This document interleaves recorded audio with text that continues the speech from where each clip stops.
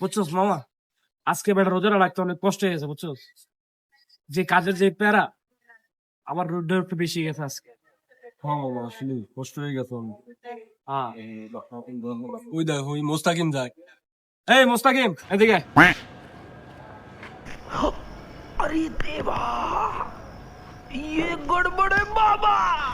জি ভাই বলেন, ডাক দিছিলেন ভাই?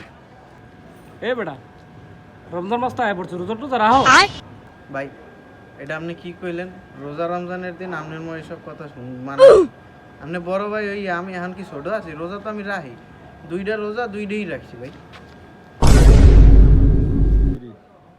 এবার সত্যি কথা কত, তুই রোজা রাখছো?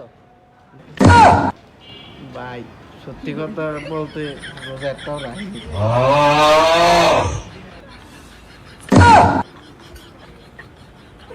কদি আমার পালা এটা কোনো কথা কয়?